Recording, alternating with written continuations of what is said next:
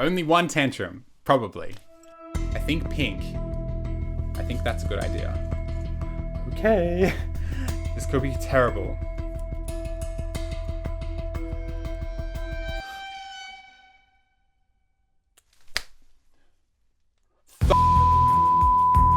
Oh my god.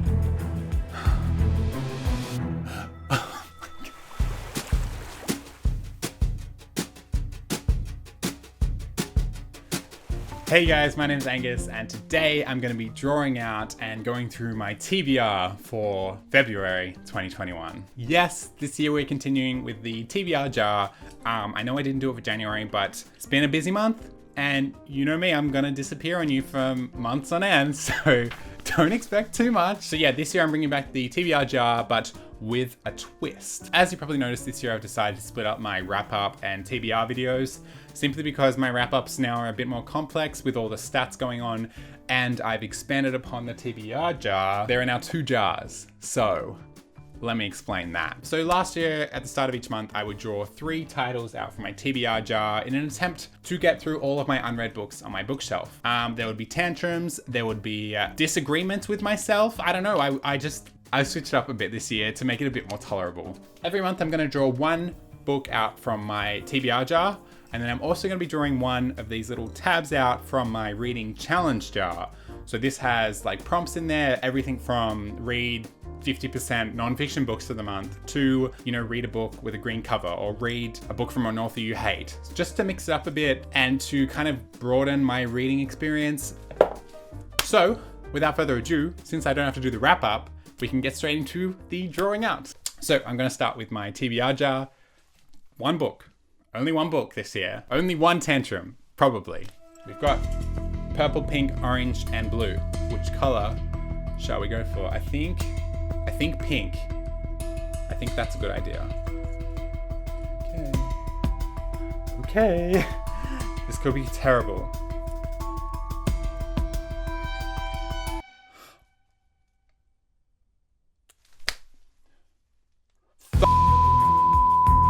Oh my god.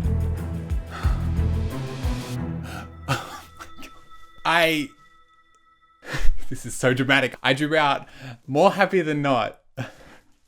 I swear the last 4 months, this jar has given me an Adam Silvera book, and I've not enjoyed it. I think I drew this out once and I didn't do it, so it went back in. Anyway, we'll see. Okay, it could be better. I don't know. This was his first book, I think.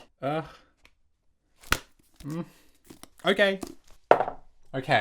Now onto my reading challenge jar. Okay, we're not gonna do pink because it did not treat me well last time. Maybe I'll do a blue.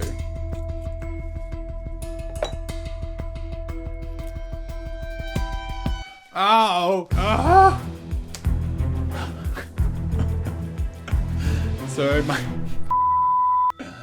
So my reading prompt for this month is to read a self-published book.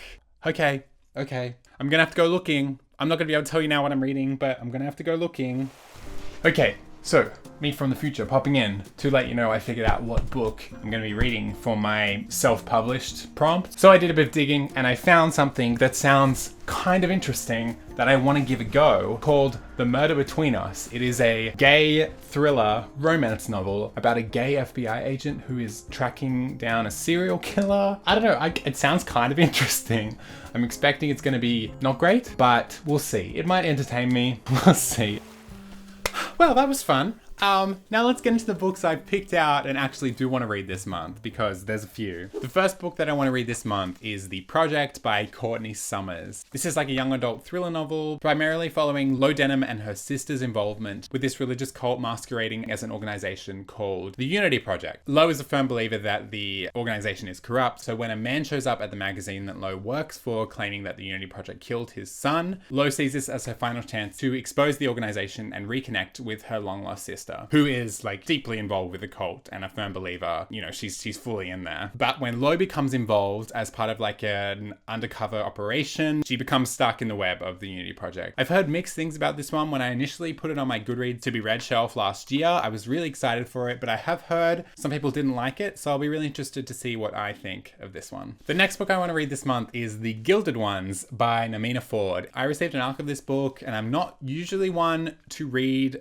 YA fantasy or fantasy in general. I don't know what happened. I just kind of moved away from fantasy, but I've heard really good things about this one, so I want to give it a go. This arc is so shiny, oh my god. But the real cover looks like that. So The Gilded Ones follows 16-year-old Dika, who on her 15th birthday, like all the other girls in her village, had to submit herself to this ritual where a priest like cuts you. If you bleed red, you're pure, but if you bleed gold, you're considered impure and ostracized and given a fate worse than death. So when Dika bleeds gold, things are bad. But then this mysterious woman comes along and offers her an out to train to be a warrior to go and fight for the emperor in an army of women. She knows this might be her only way out. But on her way to the capital to fight, she discovers that the walled city isn't everything that it seems. Something's going on. Anyway, I've heard really good things, and I'm really interested to see what I think of this one. The next book that I have is another arc that I received, The Absolute Book by Elizabeth Knox. This has been described as like Neil Gaiman meets Philip Pullman meets Erin Morgenstern. So what does the actual cover look like? That. The US cover of this book,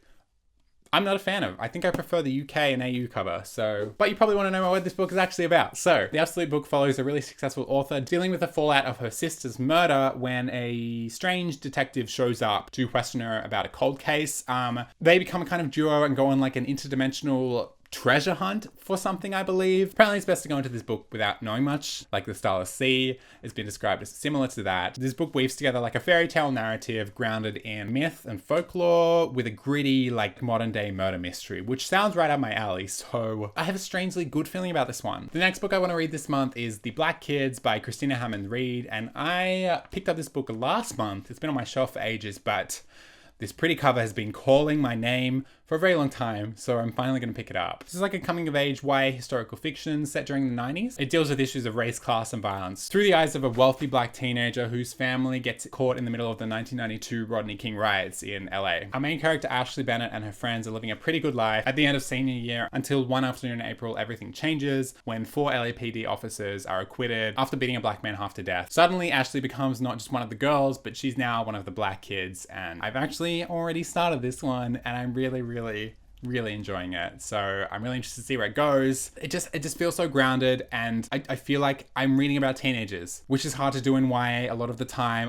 It feels real. And some people I really trust have really loved this book, so I think it's gonna be a really good read.